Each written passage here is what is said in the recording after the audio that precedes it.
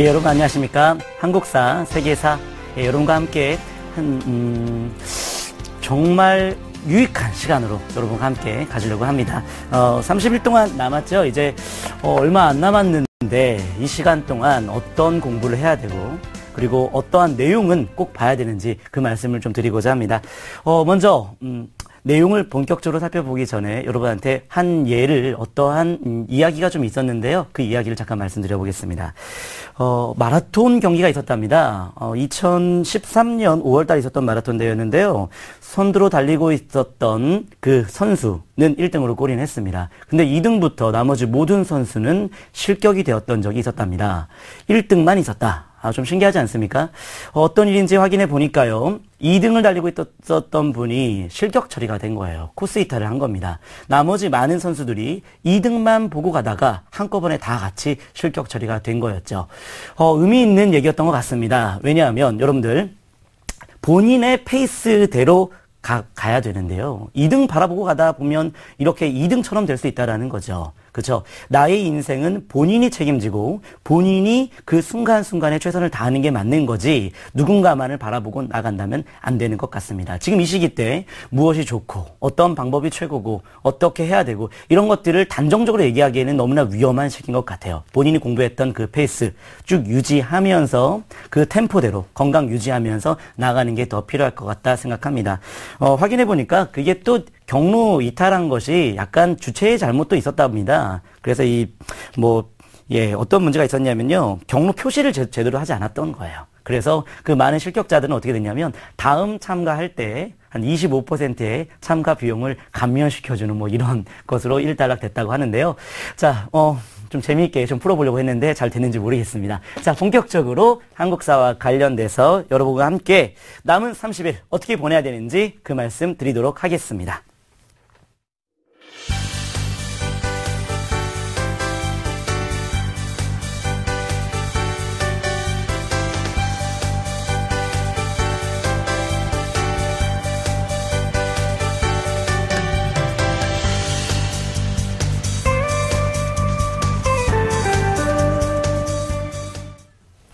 예, 여러분들 2014년 수능 한국사와 세계사 최종 점검으로 함께 할 텐데요. 자, 우선 한국사에 대한 수능 경향과 분석 그리고 학습법 살펴보겠습니다. 한국사 최종 점검을 위해서 자, 지금 현재 한국사 과목의 특징을 좀 살펴보면은요. 먼저 현재 한국사는 작년에 국사 그리고 근현대사 이 과목이 합쳐져 있는 과목이죠. 국사 전근대사를 할 수 있겠는데요. 전근대사와 근현대사 이렇게 20문제로 출제되고 있는데요. 전근대사는 한 25%에서 한 30%, 근현대사는 한 70% 이렇게 비율로 출제된다 보시면 됩니다. 전근대사는 한 4문제, 5문제 그렇죠? 한 5문제에서 6문제 이 정도가량. 그리고 이제 근현대사는 한 14문제에서 한 15문제 이렇게 출제된다 보면 되겠습니다. 근데 여러분들 근현대사가 좀 중심이 되긴 하지만 어쨌든 전근대사, 근현대사의 공부를 다 해야 되는 그런 과목이 한국사 과목이고요. 또 사탐 과목이 2과목만 선택하는 상황에서는 한 과목의 비중이 굉장히 높았을 때에 사실 한국사를 선택한 학생들의 학습 부담은 좀 클 거라고 좀 보여집니다. 지금 또 현재는 서울대학교가 필수 과목으로 지정한 상황이기 때문에 한국사 과목을요. 서울대학교만 필수인 상황에서 굉장히 상위권 학생들이 한국사를 많이 선택하는 그런 현 상황이기도 하지만 또 국영수를 잘하는 학생들이 또 서울대를 지망을 하지요. 그렇지 않은 학생들도 있을 거라 생각합니다. 다시 말해 서울대를 목표로 하는 학생들만 한국사를 잘하는 건 반드시 그렇게 이어진다는 것은 아니라는 거지요. 그래서 여러분들 한국사 점수 마지막까지 최선을 다하는 그런 학생이 고득점을 맞을 거라 생각을 하니까요. 여러분들 마지막까지 최선을 다해 주시기 바랍니다. 자, 그러면요. 2013년 9월 평가원 그 문제 어떻게 되었는지 한번 살펴보도록 하겠습니다. 자, 2013년 9월 평가원을 토대로 해서 수능 문제가 이어지기 때문에요. 많이 연결되고 많이 확장되기 때문에요. 그 분석을 좀 해봤습니다. 먼저 1번부터 한 6번까지는 다 전근대사 영역의 문제였습니다. 그래서 보니까 가장 대표적인 주제들만 출제가 되었더라고요. 신석기 시대와 김효사와 그리고 영조왕 선대군에 대한 비교하는 문제들, 5세기 때 삼국 항쟁과 관련된, 그리고 비변사와 관련된, 그리고 이제 왕권 강화책과 관련된 한 6가지 정도의 문제인데요. 이 6가지 정도의 문제는 여러분들 기본적으로 어느 정도 기본 개념이 좀 잡혀있는 분들은 다 맞출 수 있는 아주 심화되는 아주 섬세한, 아주 자세한 그런 개념은 아니었던 문제였습니다. 자, 그러면 7번부터 20번까지의 이제 근현대사 문제가 이제 핵심인데요. 당락을 좌우하는 문제로 출제되었는데요. 자, 확인해 보니까 근대사, 다시 말해 대원군부터 일제강점기까지는 한 4문항, 일제강점기 그 시대는 한 5문항, 그리고 현대사와 관련된 문제가 한 5문항 정도가 출제되었더라고요. 자, 골고루 출제되었다라는 걸 좀 확인할 수 있겠죠. 다시 말해 근현대사가 중심인 건 맞는데 근현대사에 대해서도 근대, 일제, 현대를 통틀어서 전체를 망라하는 그런 학습이 필요하다. 이 말씀을 드릴 수 있겠습니다. 자, 고난이도와 관련된 문제. 아주 그러니까 학생들이 많이 틀렸던, 정답률이 많이 낮았던 한 50% 정도의 정답률이 나왔던 그런 문제들은요. 정근대에서 나오지 않습니다. 근현대사에서만 나왔거든요. 그래서 근현대사의 학습을 조금 더 철저히 해야 된다. 이 말씀을 드릴 수 있겠습니다. 자료의 구체적인 시기 그리고 단체에 대한 아주 구체적인 내용들을 정확히 알아야 풀 수 있는 문제들이 나왔기 때문에요. 이런 부분들은 어떻게 학습해야 되는지는 계속 이어서 말씀드리도록 하겠습니다. 자, 한국사 30일 정도 남았던 이 시기 때에 여러분들이 어떤 학습을 해야 되는지를 말씀을 드리면요. 먼저 마지막까지 시기에 대한 이해 능력은 계속해서 이어가야 될 것 같습니다. 여러분들 저는요. 오늘 이 시간은 다만 여러분들이 지금까지 공부하고 있는 것 속에서 아직 혹시 놓치고 있는 부분이 있다면 이런 부분은 좀 더 해라. 라는 얘기를 하고 싶어서 나온 겁니다. 페이스 유지하는 게 더 중요하고요. 저의 내용은 참고사항으로 그리고 혹시 좀 도움이 될 만한 얘기라면 반드시 귀담아 들어서 그 기준을 잡았으면 좋겠다. 이 말씀 좀 드리겠습니다. 시기 파악, 이게 왜 중요한지를 우리 문제를 좀 보면서 할 텐데요. 자, 문제를 좀 확인해 보면서요. 자, 우리 말씀 좀 드려보겠습니다. 자, 문제를 보면 다음 취지문을 발표한 단체, 활동한 시기에 사실로 옳은 것 고르는 겁니다. 쭉 내용을 보면요. 자강의 방도라는 표현과 맨 마지막 제출에 자강의 마음을 단련하고 국권 회복이라는 그런 표현들을 확인할 수 있겠습니다. 자, 이런 표현을 통해서 대한자강회라는 것들을 좀 추론할 수 있어야 되는데요. 자, 선지 잠깐 보도록 할게요. 문제는 대한자강회가 있었던 그 시기의 문제였습니다. 대한자강회와 관련된 내용을 묻는 게 아니에요. 대한자강회가 언제 활동했는지에 대한 그 시기에 묻는 문제이기 때문에 1번부터 5번에서 시기를 알지 못하면 문제를 틀리는 거죠. 대종교 한 1909년에 창시되었고요. 경부선 철도는요. 러일 전쟁 중에 한 1905년에 개통됩니다. 대한민국 신보는요. 1904년에 창간되었고요. 한성사범학교는 2차 가보개혁 교육국 조서 발표된 이후에 설립되었고요. 1895년이 되겠지요. 국제보상운동, 이 국제보상운동이 1907년이었습니다. 대한자강회 언제였는지 잠깐 다시 저를 좀 보면서요. 여러분들 대한자강회는 고종태의 반대하다가 해산됐습니다. 그러면 고종태의 반대했을 그 시기 바로 고종태의 당했던 1907년이고요. 아까 전에 우리 확인했죠. 국제보상운동 1907년이라는 거예요. 그렇게 연결시키는 문제였습니다. 사실 여러분들 대한자강회와 국제보상운동 그다지 개념상의 연관성 없습니다. 하지만 시기가 정확하게 같은 연도로 떨어지기 때문에 문제가 될 수 있는 건데요. 다시 말씀드리면 동일한 시기, 같은 동시대에 대한 이해, 특히 문화사에서 그런 문제가 많이 나오는데 이런 문제를 여러분들이 놓치면 만점이 안 나오는 겁니다. 그래서 시대에 대한 정확한 이해가 필요한데요. 이 시대에 대한 정확한 이해는 전근대사 영역은 한 100년 단위로 끊어서 확인하시고요. 그리고 근현대사 단위는요. 한 10년 단위로 끊어서 여러분들이 정리하시면 좋은데요. 그런데 여러분들 제가 조금 필기를 좀 해드리면요. 10년 단위로 근현대사는 끊어야 되지만 근현대사는 아주 지엽적으로 출제된다는 말씀을 좀 드렸죠. 그렇죠. 지엽적으로 나오는 부분 중에서는 1년 단위로 나오는 것도 있습니다. 그래서 1년 단위로 나오는 것들 여러분이 다 하기 어렵기 때문에 잠깐 말씀을 드리면요. 먼저 1880년부터 84년은 1년 단위로 학습을 꼭 하시기 바랍니다. 자, 80년 개화정책 추진되면서 수신사 파견되었고 2차 수신사 바로 김웅집 파견되었던 시기고요. 81년은 통리기무학 만들었던 시기고 82년 이모군란 그리고 83년 영국과 독일과의 수교 84년은요. 여러분들 이때 갑신정변 시기가 됩니다. 그래서 1년 단위로 중요한 굵직굵직한 사건이 나오기 때문에 아주 가치가 반영되는 그런 사건들이기 때문에 꼭 기억하시기 바라고요. 하나 더 말씀드리면요. 1894년부터 1899년까지 정말 어렵지만 꼭 해야 되는 그런 연도가 나와 있는 근대사의 내용입니다. 자, 가보개혁과 동학노미운동, 그 다음에 이제 95년에 을미사변과 을미개혁, 그리고 96년에 아관파천, 그리고 97년에 그리고 대한제국에 대한 내용, 98년에 독립협회가 해산되었던 내용, 그리고 99년에 이제 그 대한제국에서 대한국 국제를 발표하거든요. 그런 내용들까지 꼭 기억하셔야 됩니다. 마지막으로 1938년부터 45년 이 시기도 정확하게 이해하시기 바랍니다. 자, 1938년부터 45년 이 시기는요, 한국 신민화 정책이 추진되었던 병참 기지화 정책 중에 특히 조선 총동원령이 내려졌던 시기입니다. 그리고요, 45년은 우리가 해방되었던 시기인데요. 특히 이 시기는 임시정부를 중심으로 학습하시기 바랍니다. 40년, 41년, 42년, 43년, 44년, 45년. 해마다 임시정부에서 아주 굵직굵직한 사건들이 많이 있는데요. 이 부분은 올해 평가원에서도 굉장히 어려운 문제로 출제되었고요. 앞으로도 출제 가능성이 아주 높은 그런 주제이니만큼 지금 제가 써드린 이 연도는요, 여러분들 꼭 1년 단위로 학습을 해 주시기 바랍니다. 자, 그럼 계속 이어서요. 자, 자료 해석 능력에 대한 말씀을 좀 드려보겠습니다. 자료 해석 능력 키우기 위해서 어떻게 공부해야 되는지 굉장히 많이 어렵죠. 그 많은 자료를 통째로 외울 수 없는 거 아닙니까? 그 많은 자료를 어떻게 공부해야 되는지 말씀을 좀 드려보겠습니다. 자, 자료는요, 여러분들. 그 자료에 대한 내용을 파악하는 거에 끝나면 안 되고요. 그 자료가 어느 시기인지를 알아야 됩니다. 그것을 알기 위해서는 그 자료의 시기를 추론하는 단서를 잡아야 돼요. 단서를 잡는 훈련을 좀 해야 되는데요. 다시 말해서 교과서가 있고요. EBS가 있죠. 그러면 사실 교과서에는 이 자료의 제목이 위에 써 있어요.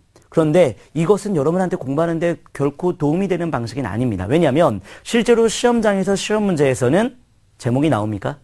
이게 어떤 내용인지 설명해 줍니까? 안 나오잖아요. 다시 말해서 그 자료를 보고요. 여러분들이 제목을 좀 가리고 이 자료가 어떤 자료인지를 먼저 키워드를 잡아낸 다음에 제목을 추론해보는 이 방식. EBS도 마찬가지입니다. EBS의 문제뿐만 아니라 EBS의 자료도 아주 좋거든요. 그 자료에서도 제목 지어보고, 자, 가려보고, 내용 보면서 단서를 잡고 재료를 추론할 수 있는 이 방법. 이것을 마지막으로 해내면요, 자료는 크게 어렵지 않을 거라 생각합니다. 특히 EBS가 지금 연계 교재로 활용되고 있는 상황에서는 EBS 학습 방법이 바로 이런 방식입니다. EBS의 자료가 응용된다는 얘기죠. 그 문제가 그대로 출제되지 않는다는 건 여러분 잘 알고 계시죠? EBS의 자료가 응용될 때에는 거기에 단서를 잡는 그 추론할 수 있는 능력만 있으면요, 여러분들 EBS에 대해서는 크게 어렵지 않을 거라 생각합니다. 하지만 반드시 EBS의 문제는 풀어놓으셔야 됩니다. 왜냐하면 자료를 보고 시험장 가는 학생과 자료를 전혀 보지 않고 시험장 가는 학생은 체감 난이도가 다를 수밖에 없거든요. 그래서 EBS의 수능 특강과 수능 완성은 꼭 풀어내시기 바랍니다. 계속 이어서 말씀을 드려보면요. 자, 이렇게 단서를 잡는 훈련, 단서를 잘 잡는 학생은 이번 평가원 문제도 맞출 수 있을 거라 생각하는데요. 문제를 좀 보면서 말씀드려보겠습니다. 다음 구호가 나온 사건의 직접적인 결과를 찾아보는 겁니다. 학원의 자유보장을 요구한다. 정 부통령 선거를 다시 하자. 마산 학생의 석방을 요구한다. 이런 내용들이 쭉 나와 있습니다. 자, 여러분들 선지를 좀 보면요. 지금 우리 정 부통령 선거 다시 하고 마산 학생 이런 얘기 나왔는데요. 자, 어떤 것과 관련된 걸까요? 바로 4.19 혁명이죠. 4.19 혁명 결과로 결국에는 시민들이 독재 정권을 타도하고요. 새로운 과도정부, 허정과도정부가 구성되면서 헌법이 내각 책임제로 개편이 되면서 장면 내각이 나오게 되는 거죠. 그러면 정답은요, 1번으로 갈 수 있겠네요. 자, 여러분들 제가 살짝 밑줄로 먼저 쳐놨는데요. 바로 마산. 이거 잡으면 문제 끝나는 거죠. 마산 시위. 그렇죠. 마산 시위의 결과로 전국적으로 4월 19일 날 확산되면서 교수들도 시국선언에 참여하면서 그러면서 이제 4.19 혁명이 전국적으로 확산된 거 아닙니까? 마산에 특히 죽었던 학생 김주열을 좀 떠올리실 필요가 있겠고요. 자, 이런 것은 핵심 단서니까 이런 건 절대 놓치면 안 되죠. 그러니까 여러분들이 특별히 마지막으로 학습할 때에는 고유명사, 특히 지역 명칭이라던가 그리고 인물이라던가 단체라던가 이런 것들은 반드시 체크하면서 놓치지 않으셔야 될 거라 생각합니다. 자, 이양 얘기 나와서 그런데요. 민주화 운동과 관련된 주요 인사들, 지금 우리 4.19와 관련돼서는 김주열을 살펴봤는데요. 특히 6월 항쟁과 관련돼서는 두 인물이 아주 의미가 있습니다. 박종철 고문치사 사건, 그리고 이한열이 시위 도중에 사망했던 내용, 그것까지 좀 기억하시면 좋을 것 같습니다. 주요 인물들 절대 놓치지 마셔야 되고요. 인물과 관련된 독자적인 문제도 한 문제 또는 두 문제가량 출제가 됩니다. 뭐 신채호라던가 또는 안중근이라던가 6.1준이라던가 김원봉이라던가 자, 이런 분들 굵직굵직한 인물들인 만큼 인물 중심으로도 한번 정리해 볼 필요가 있을 거라 말씀드리겠습니다. 자, 마지막으로 이 방대한 한국사 최종적으로 어떤 공부를 해야 될까 그 얘기를 좀 드리면요. 먼저 기출문제 있죠. 기출문제는 지금까지 나왔던 모든 문제 다 풀어볼 수는 없잖아요. 그래서 제가 말씀을 드리면요. 한 3개년 정도의 수능 문제, 그리고 한 2개년 정도의 6월과 9월 달에 있었던 평가 문제, 이런 내용들을 다루면요. 크게 어렵지 않을 거라 생각합니다. 2005년부터 지금까지 그 수능 선택 과목, 사탐이 선택 과목화 된 상황에서 문제가 출제되었기 때문에요. 이런 문제를 혹시 다룬다면요. 여러분들은 국사보다는 근현대사 과목을 중심으로 기출을 풀어보면 되겠습니다.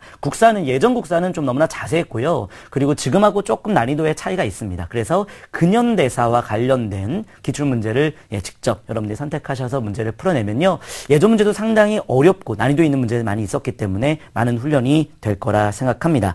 자, 그리고 기출 문제가 응용된다는 그 사례를 제가 문제를 통해 다시 한번 보여드리고 싶은데요. 문제를 좀 보면서 말씀드리겠습니다. 다음 청원서를 보고 학생들이 추론한 내용으로 가장 적절한 것은? 자, 1문제입니다. 국민당 중앙행정위원회 회의에 다음과 같이 뜻을 모아 청원합니다. 대한민국 임시정부는 민족 전체의 독립의지를 대표하고 있습니다. 한국독립당, 조선민족혁명당, 미국 내 여러 한국인 조직들은 임시정부를 지지하는 성명을 발표했습니다. 자, 중국 측이 우리 임시정부를 승인하여 주신다면 일제에 의하여 강제로 군에 끌려간 한국인들이 더욱더 항일 의지를 불태우고 일본군에서 이탈하게 될 것입니다. 이런 얘기하고 있어요. 즉 임시정부가 중국 국민당으로부터 지지를 인정받기 위한 이런 내용을 바탕으로 당시의 시대를 묻는 문제였던 건데요. 여기서 핵심 단서는 한국독립당과 조선민족혁명당과 관련된 다양한 정당들이 현재 존재한다라는 겁니다. 자, 내용을 보시면요. 자, 정답은 대한민국 임시정부가 충칭에 자리 잡은 다음에 이렇게 작성된 청원서일 거야 라는 얘기가 맞죠. 왜 그러냐면요. 조선민족혁명당이 임시정부에 참여했을 때는 42년 이후가 되거든요. 그럼 42년 이후, 그때는 임시정부가 충칭에 정착할 때였으니까 정답은 1번으로 체크할 수 있다라는 건데요. 자, 이 어려운 문제를 제가 말씀드린 이유는요. 다시 저를 잠깐 보시면요. 2013년 수능에 조선혁명당, 한국국민당, 한국독립당이 각기 해소될 것을 전제로 신당 창당에 착수하였다. 이런 내용이 나와요. 그리고 당시 시기를 묻는 문제가 나왔어요. 같은 문제예요, 사실. 여러분들, 다양한 단체가 있었고 그걸 하나로 합치는 그 시기, 바로 충칭에 임시정부가 정착했던 그 시기로 찾아가면서 푸는 문제인데요. 자, 이 문제를 같이 푼 이유는 뭐냐면 작년 수능에 가장 어려웠던 문제가 이번 9월 평가에서 가장 어려운 문제로 출제되었다라는 겁니다. 작년 수능에 어려웠던 문제였음에도 불구하고 이번에 또 어렵게 학생들이 좀 생각한 이유는요. 아직 기출에 대한 정확한 분석이 안 돼 있는 거죠. 그래서 여러분들 기출에 대한 분석, 최근 3개년 정도 건 꼭 해두시기 바라고요. 그리고 지금까지 푼 문제에서 맞춤 문제, 정확히 알고 맞춤 문제는 넘어가도 되겠지만 혹시 긴가민가 했던 문제들이라 또는 전혀 손대지 못했던 이런 문제들은 한번 종합적으로 확인해 볼 필요가 있습니다. 그렇다고 따로 오답노트 만들 시간은 좀 많이 없기 때문에요. 틀린 문제는 체크. 그와 관련된 개념을 다시 여러분이 갖고 있는 이론서를 통해서 참고하는 방식으로 이렇게 마지막 최종 점검을 해나가면 제일 좋은 방식이 될 것 같습니다. 새로운 형태의 문제보다 여러분이 지금까지 풀었던 문제, 그리고 수능 특강과 수능 완성 정도의 문제, 이 정도면 충분할 거라 말씀드릴 수 있겠습니다. 자, 그러면요. 한국사, 지금까지는 방법론을 말씀드렸어요. 마지막으로 이렇게 정리했으면 참 좋겠다라는 저의 견해를 보인 거고요. 자, 이제는 마무리 학습법에 이어서요. 어떠한 내용은 꼭 잡아야 되는지, 이 말씀을 잠깐 마지막으로 하고요. 여러분들이 좀 개인적으로 정리할 수 있는 시간을 가지면 좋을 것 같습니다. 다시 한번 말씀드리지만 여러분이 공부했던 페이스 유지하시면서 제가 말씀드린 내용 중에 혹시 본인이 이렇게 공부를 하지 않았거나 이런 내용을 소외시켰다라고 하면 잡아가는 방식으로 이 시간을 활용하면 좋을 것 같습니다. 자, 우리 필기를 하면서 좀 말씀을 좀 드릴 텐데요. 자, 먼저 전근대사 영역은 100년 단위로 학습하시면 되기 때문에 그 부분은 여러분들이 스스로 하면 좋을 것 같고, 특히 100년 단위 학습에서는 여러분들 반드시 기억할 것은 교과서가 6종인 상황에서 그 방대한 내용들이 어떻게 보면 중요한 내용은 같지만 약간 작은 내용들, 좀 지역적인 내용들이 교과서마다 조금씩 다를 수 있어요. 그래서 말씀드리는데 기준이 되는 것은 바로 EBS 수능 특강입니다. EBS 수능 특강은 6종을 좀 종합적으로 정리해놨기 때문에요. 전근대사는 반드시 EBS 수능 특강의 본문을 참고하시면 좋을 것 같습니다. EBS 수능 특강의 본문, 문제도 당연히 봐야겠지만 그 본문을 뛰어넘지는 않을 것 같아요. 예, 전근대사 워낙 방대한 내용을 EBS 수능 특강의 본문을 뛰어넘는다면 이건 항의가 빗발칠 수 있거든요. 예, 그렇기 때문에 예, EBS 수능 특강 다시 한번 말씀드립니다. 기억하시기 바랍니다. 자, 그러면 근현대사 영역은 제가 어떠한 부분들을 꼭 학습해야 되는지 알려드리면요. 먼저 근대사부터 살펴보도록 하겠습니다. 근대사에서는요, 제가 먼저 뼈대를 말씀드리면요, 흥선대원군 시기 잡아내셔야겠죠. 흥선대원군 시기. 그래서 63년부터 73년까지 흥선대원군 시기였고요. 그죠? 자, 그리고 왕비 민씨가 집권했던 시기. 73년부터 76년, 네, 이때는 아직 개항 이전의 민씨 집권기라 보시면 되겠고요. 1876년에 개항이 됐어요. 아주 중요한 해입니다. 그래서 개항 이후의 상황이고 76년부터 84년까지는 정말 중요해요. 아주 꼼꼼하게 세부적으로 학습하시기 바랍니다. 개항 이후의 상황들, 특히 개항 이후의 상황에서는 이모군란이 있죠. 82년에 이모군란. 그래서 이모군란 이후에 청나라의 간섭이 심화되고 개화정책을 후퇴시키니까 갑신정변이 터진 거거든요. 이렇게 암기하지 마시고 다시 한번 이 시기를 하나씩 이해하면서 꼼꼼하게 학습하시면 좋을 것 같고요. 그리고 84년부터 94년까지는 큰 의미는 없는데요. 자, 이 시기는 먼저 반공령 89년 좀 잡아내셔야 되고요. 그렇죠? 자, 그리고 이제 94년 청일전쟁, 동학농민운동 살펴보도록 하겠습니다. 다시 이쪽으로 오셔서 동학농민운동 좀 보시면요. 94년부터 자, 97년까지는 정말 격동의 시기죠. 격동의 시기인 만큼 반드시 여러분들이 학습하셔야 되는데요. 동학농민운동 가보개혁. 그쵸? 그 다음에 이제 을미개혁. 그리고 96년에 아관파천. 그리고 이제 대한제국의 수립. 그리고 98년에 독립협회가 해산되고요. 그리고 이제 97년부터 1904년까지 러일전쟁 전까지는 광무개혁의 내용 반드시 학습하셔야 되고요. 그렇죠? 그리고 이제 1904년 러일전쟁부터는요. 1910년까지는 우리의 안타까운 역사, 국권 피탈 과정 하나씩 을사조약부터 살펴봐야겠습니다. 그렇죠? 자, 그리고 여러분들 특별히 여기에다가요. 경제사와 사회사, 문화사를 접목해야 됩니다. 다시 말해서 82년이 굉장히 중요하거든요. 이모군란 이후에 청나라의 내륙 진출이 되었던 시기인 만큼 자, 그 다음부터는 경제적인 큰 변화들 확인하시고요. 그리고 94년부터는 청일전쟁에서 일본이 승리했던 그 상황들 확인하셔야 될 것 같고요. 그렇죠? 자, 그리고 특히 1896년 아관파천 이후에 이권 침탈 심화되었을 때에 독립협회가 이권 수혼했던 내용들, 그리고 러일전쟁 중에는 토지 약탈과 그것을 막고자 했던 보안회 같은 활동들, 이런 것들을 같이 접목하는 방식이 아주 중요합니다. 국제보상운동이 그랬잖아요. 1907년이었는데 이때 있었던 바로 애국개몽운동에 대한자강회와 연결시키는 문제가 나오지 않았습니까? 그렇게 같이 접목하는 방식으로 여러분들 뼈대를 잡아내면 좋을 것 같습니다. 자, 저는 뼈대를 잡아드린 거고요. 거기다 살을 붙이는 것은 여러분의 역할입니다. 자, 그러면 일제강점기 말씀 좀 드려볼게요. 일제강점기는 뭐니 해도 10년 단위로 끊는 게 제일 중요하긴 합니다.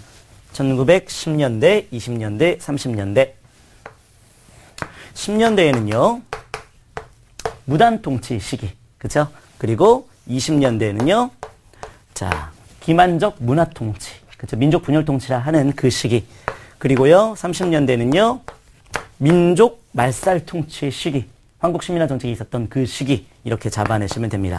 자, 그런데 여러분들, 여기서 좀 꼼꼼히 학습하셔야 될 부분 중에 하나는 뭐냐면요. 38년을 기준으로 그 전 시기와 그 이후의 시기를 좀 구별할 수 있어야 돼요. 38년 국가 총동원령 내려졌던 그 이전의 시기는요. 여기에 남면 부양 정책이 나오거든요. 그리고요. 여기에 바로 자, 농촌 진흥운동이라는 게 있어요. 이걸 학생들이 많이 헷갈려 하는데 이걸 꼭 기억하시기 바랍니다. 30년대 초반에 있었던 총독부가 농민을 회유했던 정책들 좀 기억하셔야 되고요. 그리고 38년 이후부터는 인적자원과 물적자원의 수탈 시기, 그렇죠? 그렇게 하면서 자, 그래서 30년대에는 자, 1기, 2기 이렇게 국가 총동원령 내려지기 전 시기와 그 이후의 시기를 반드시 구별하면서 학습하시기 바랍니다. 그리고 여기서 반드시 알아둬야 할 것은요. 일본의 통치 방식은 기본적으로 공부하시는 거고요. 20년대부터는 우리나라의 그 독립운동의 방법이 노선이 좀 바뀝니다. 좀 분화된다는 얘기인데요. 민족 실력 양성 운동의 흐름과요. 그리고 사회주의의 흐름을 나누어서 꼭 학습하시기 바랍니다. 시기 접목하셔서요. 그렇죠. 그리고 이때는 또 무장 독립 전쟁이 있었던 시기니만큼 무장 독립도 시기적으로 그리고 지역 중심으로 확인하시면서 꼭 학습하시기 바랍니다. 무장 독립 전쟁, 그다음 민족주의 세력과 사회주의 세력의 그 흐름 또한 시기를 접목하면서 특히 이것을 결합시키고자 하는 움직임이 바로 신간회였잖아요. 그래서 신간회가 시험 문제 많이 출제가 되는 겁니다.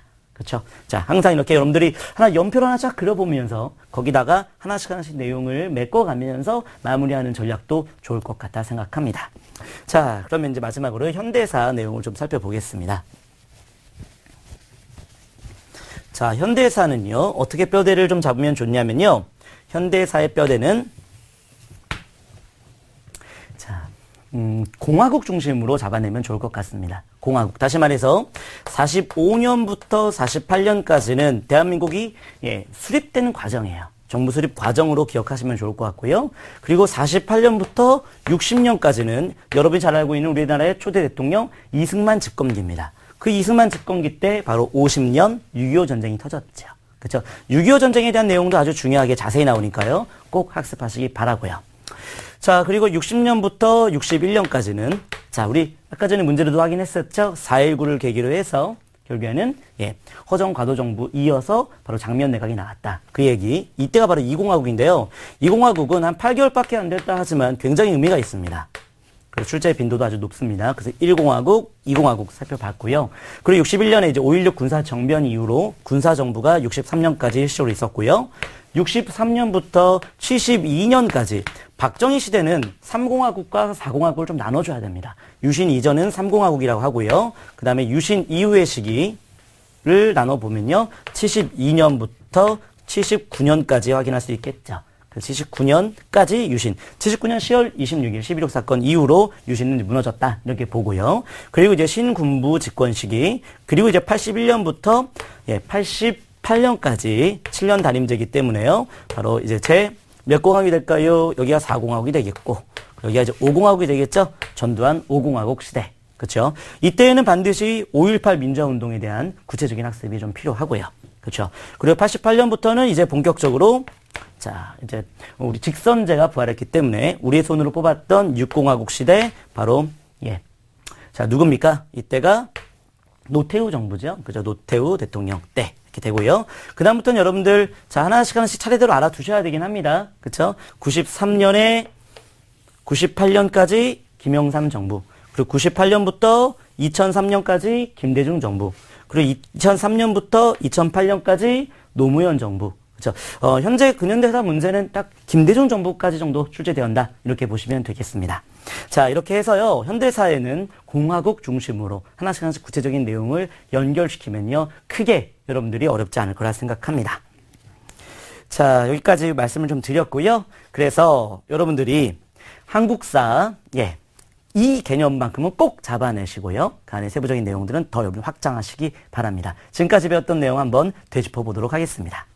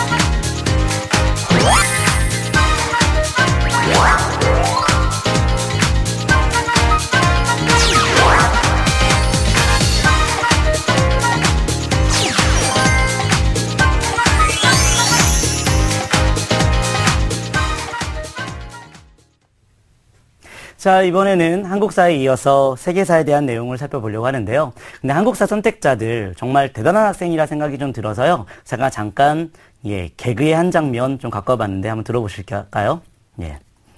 그 개그 콘서트의 한 장면인데요. 독도가 일본 영토가 되어 봐야 정신 차리지. 잠시만요. 한국사 수능 필수하고 갈게요. 이런 내용입니다. 한국사가 수능 필수 과목으로 지정이 되었죠. 이 부분은 많은 국민들이 염원했던, 그러한, 정책이었던 것 같습니다. 그래서 저는 이렇게 생각합니다. 현재 한국사를 선택해서 공부한 학생들은 한 3년 뒤에 모든 학생들이 한국사 공부할 때하고는 좀 다르죠. 그래서 저는 이렇게 좀 비유하고 싶은데요. 현재 한국사 선택자들은 자, 독립운동가의 마음이랑 크게 다르지 않겠다. 왜냐하면 해방된 이후부터는 태극기를 모두 다 가질 수 있잖아요. 근데 해방되기 전에는 태극기를 볼 수 있는 사람은 사실 몰래 숨어서 보는 독립운동가밖에 되지 않았을까요? 그렇게 됐을 것 같은데요. 현재 한국사 선택하는 학생들은 몰래 태극기를 볼만한 한국사에 대한 정말 애정이 큰 그런 학생이라 생각이 들어서요. 그 학생들 끝까지 정말 최선을 다했으면 좋겠다라는 마음으로 응원의 메시지 이렇게 전달합니다. 자, 이제 세계사 말씀 좀 드리도록 하겠습니다. 세계사는요, 자, 한국사하고요, 약간의 큰, 차이가 있는 과목입니다. 한국사는 국사와 근현대사가 합쳐졌다 말씀드렸잖아요. 근데 세계사는요, 예전의 세계사의 과목 내용과 범위와 크게 차이가 없습니다. 약간의 추가된 부분들이 좀 있는데요. 그 부분의 학습은 조금 필요하긴 하지만 예전의 기출문제를 풀어내는 것이 가장 좋은 방식의 학습이라 말씀드릴 수 있겠습니다. 자, 그리고요, 사회탐구가 또 두 과목 선택한 상황에서 또 이제 세계사는 좀 매니아 학생들이 많이 선택한 상황이라면 그 학생들이 고득점을 맞추기 위해는 좀 더 치열하게, 좀 더 꼼꼼하게 학습을 해야겠죠. 왜냐하면 많은 학생들이 이제 세계사에 대해서는 흥미가 이제 좀 높은 학생들만 많이 선택을 하기 때문에 그런 거겠죠.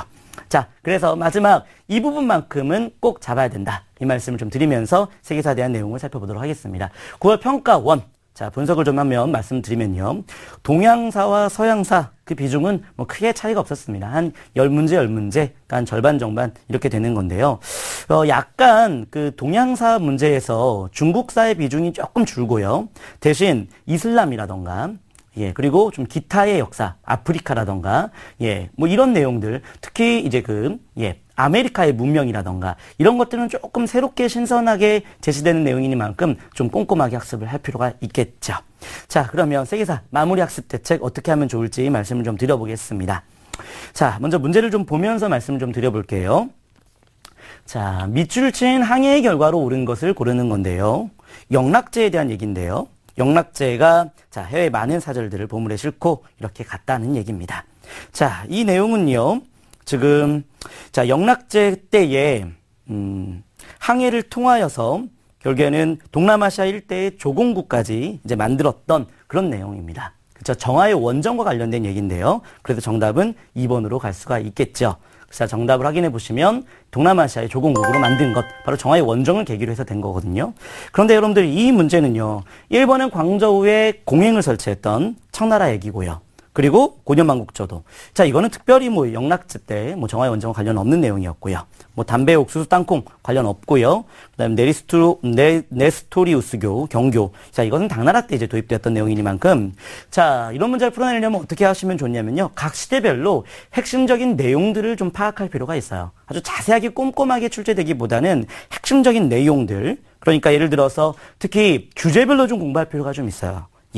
예를 들어서 경제와 관련된 얘기를 한다면 강남을 처음 개발했을 때 위진남북조거든요. 그런데 강남이 중심지가 되었을 때 이때는 이제 송이 됩니다. 자, 그리고 이제 교자와 회자 같은 지폐를 만들었을 때 자, 이때는 이제 송나라 때가 되고 원나라 때는 이제 교초라는 게 남발되었던 시기로 보고요. 그리고 명나라 때는 가만무역이고 청나라 때는 공행무역이 있었던 시기. 이렇게 경제를 중심으로 한번 쭉 잡아보면은요. 자, 이렇게 문제가 돼서 나왔을 때 아주 기본적인 것만 나오기 때문에 크게 어렵지 않을 거라 생각합니다. 지금 시점에서는 주제별로 이렇게 정리해보는 이런 학습 꼭 필요할 거라 생각을 합니다. 자, 그러면요. 다음 내용들을 말씀 좀 들어보면 시대별로, 지역별로 차이들이 좀 있습니다. 그래서 여러분들 시대별로 지역별로 차이들이 있는 것들은 반드시 구별해 가면서 좀 학습을 하셔야 되는데요. 전 개인적으로 생각으로 동남아시아는 아주 빈출 주제예요. 동남아시아에서 나오는 그 나라들 있죠. 라오스, 캄보디아, 타이, 베트남, 뭐 그 밖에 인도네시아, 동남아시아, 말레이시아 이런 나라들의 특징들을 좀 구별하는 문제를 지역으로, 지도로 많이 연결시켜서 물어보기 때문에요. 이런 것들은 꼼꼼하게 학습을 해줄 필요가 있습니다. 자, 이번 평가에도 그런 형태의 문제들을 좀 나왔는데 한번 확인해 보시면요. 다음 글의 설명으로 가장 적절한 것, 에라스무스의 우신 예찬에 대한 내용이었습니다. 뭐 제목만 갖고도 문제 풀 수 있는데요. 자, 선지를 좀 확인해 보시면요.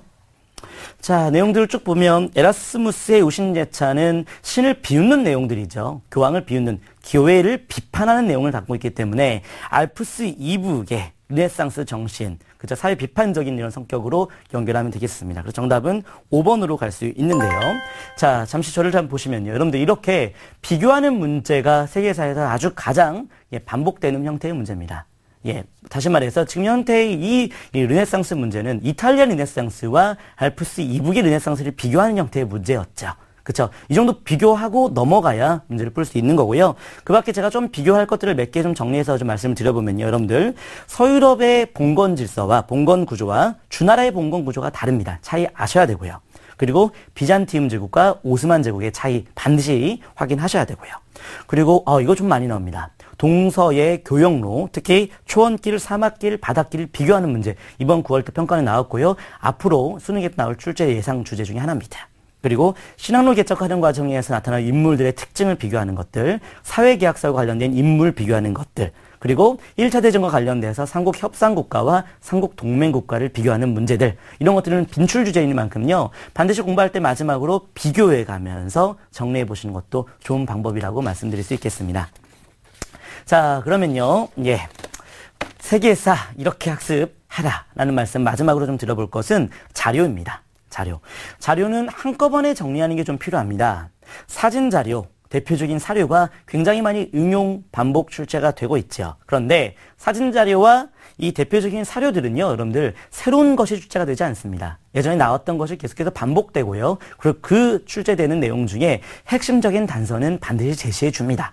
자, 많이 두려워할 거 없고요. 하지만 지금까지 나왔던 반복되는 사진 자료들은요, 여러분들이 꼭 익숙하게 만드실 필요가 있어요. 시대별로 중요한 자료들을 다른 시대의 자료와 연결시켜서 비교 분석해 보면서 이 내용이, 이 자료가, 이 유물이, 자, 이 사진이 어느 시대인지, 어느 왕조인지, 어느 지역인지, 이런 것들은 꼭 확인하고 넘어가야 된다는 얘기죠. 문제를 통해서 확인해 보면요. 자, 이것도 이번에 출제되었던 세계사 7번 문제, 평가원 기출문제였는데요. 쭉 보시면 찬트라 굽다라는 내용과 힌두교 문화, 간다라 미술 이런 것들이 융합되었다는 얘기가 나와 있습니다. 그래서 인도의 굽타 문화와 관련된 얘기인데요. 굽타 문화의 특징이 바로 1번이에요. 1번. 이게 굽타의 대표적인 그런 문화유산인데요. 나머지 2, 3, 4, 5는 이 정도는 좀 아셔야 돼요. 2는 무굴 제국에 있었던 타지마할이었고, 3은 그리스의 파르테논, 4번은 이제 로마의 콜로세움, 그 다음 5번은 비잔티움의 성 소피아 성당이거든요. 대표적인 유물은 반드시 이렇게 연결을 시킬 수 있는 그런 작업들을 좀 하셔야 됩니다. 자, 그래서 여러분들, 여기선 조금 제가 팁을 좀 말씀드리면요. 그 EBS 여러분들 많이 활용하시잖아요. EBS 내용 안에서 특별히 이번에 그 EBS의 세계사 선생님께서 이렇게 주제별로 그리고 이렇게 자료를 정리해 놓은 특강을 좀 올려놨더라고요. 제가 이 강의를 이제 하기 위해서 여러 가지 좀 참고를 해봤는데 아주 좋더라고요. 한 10강 정도로 되어 있는데 주제별로 자료를 이렇게 쭉 정리해 놨어요. 그래서 그 강의 한번 들어보는 등급업 특강이라고 제가 알고 있는데요. EBS의 등급업 특강, 이건 참고하는 데에 굉장히 여러분들이 도움이 될 거라 생각이 듭니다. 이렇게 얘기를 했고요. 자, 그럼 마지막으로 제가 말로 설명을 좀 드려보면요. 세계사에서 이 부분만큼은 절대로 놓치지 마라. 마지막 핵심 포인트 출제 주제 말씀 좀 드려볼게요. 자, 먼저 문명의 발생. 이 부분은 문명의 특징 반드시 알아둬야 되겠고요. 각 지역의 특징도 좀 살펴봐야 되겠고요. 그리고 이제 고대 서양사 중심으로 좀 보면은요. 서양사는 그리스, 헬레니즘, 그 다음에 로마 시대 좀 비교해 가면서요. 특히 그리스에서는 아테네와 스파르타. 비교 반드시 하셔야 되고요. 그 다음에 로마 시대 때는 공화정으로 발전되는 그 과정이 아주 중요합니다. 이번에도 이제 기출문제 출제되었기 때문에 로마의 정치, 변천 과정 꼭 살펴보시기 바라고요. 자, 그리고 이제 서양 중세사에서는 봉건 질서, 그리고 교황과 황제의 대립 구도, 그리고 중세 말의 경제 변화는 꼭 확인해 두실 필요가 있겠습니다. 이슬람 굉장히 출제 많이 됩니다. 이슬람에 대한 내용, 영토를 중심으로, 그리고 이슬람 때 이런 권력을 잡았던 사람 인물들 중심으로 좀 확인해 보시고요. 인도도 좀 많이 출제가 됩니다. 자, 여러분들 동아시아 과목이 신설됨으로 인하여서 이런 인도 같은 이슬람과 같은 이런 내용의 출제 비중이 굉장히 높아졌어요. 그래서 인도의 왕조 중심으로 마우리아, 쿠시안, 굽타, 무굴 제국 좀 비교해 가면서 공부하실 필요가 있겠습니다. 자, 일본도 시대 중심으로 하나씩 잡아내는 것. 다이카 계신 나라 시대, 헤이안 시대, 막부 시대, 특히 이제 에도 막부 때 산킨 고타이 제도 이런 것들은 아주 핵심 주제니까 꼭 잡아내시고요. 조님 문화가 이번에 평가에 출제가 되었었죠.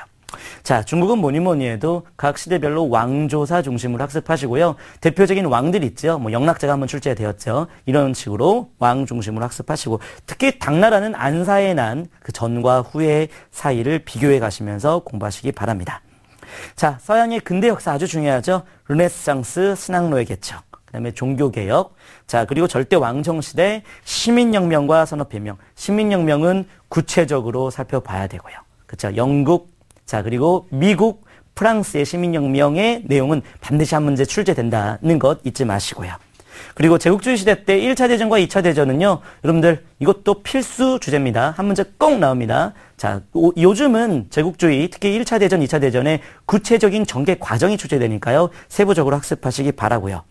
자, 그리고 중국의 근대화 과정을 비롯해서 제3세계화, 그리고 냉전 제재, 이렇게 하시면 좋을 것 같습니다.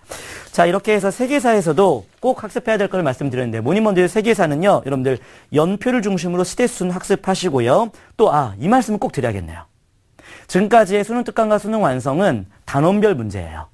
단원별 문제는 단원에 나오는 문제이기 때문에 그것 말고 전체 1번부터 20번 실전 모의고사를 푸셔서 어느 시대인지 모르는 상태에서 문제를 풀어보는 훈련도 꼭 필요하다는 말씀을 드려보도록 하겠습니다. 예, 여기까지 세계사에 대한 내용을 좀 정리해봤고요. 지금까지 배웠던 내용을 되짚어보도록 하겠습니다.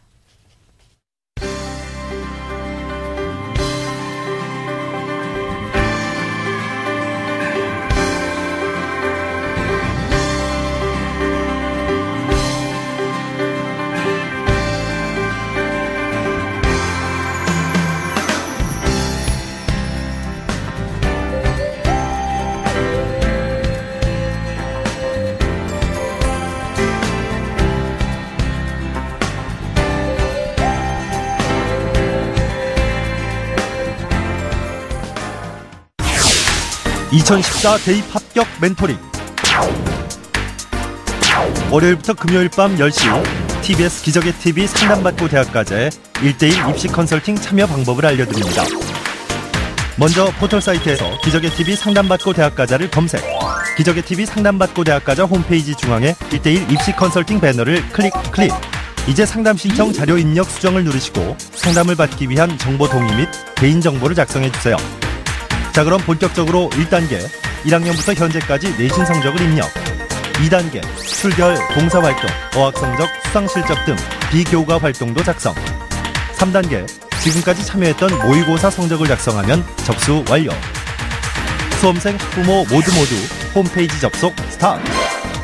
TBS 기적의 TV 상담받고 대학가자. 많은 신청 바랍니다. 예, 이제 수능이 한 달 남았습니다. 마지막 이 한 달은 여러분의 노트, 여러분이 지금까지 공부했던 책이 제일 중요할 것 같습니다. 이 책으로, 이 노트로 여러분들 마지막 한 달을 잘 보내셔서 지금보다 하나, 2개 이상의 등급을 올리는 그런 기적을 여러분들 만끽하시기 바랍니다. 예, 화이팅 하시기 바랍니다. 예, 감사합니다.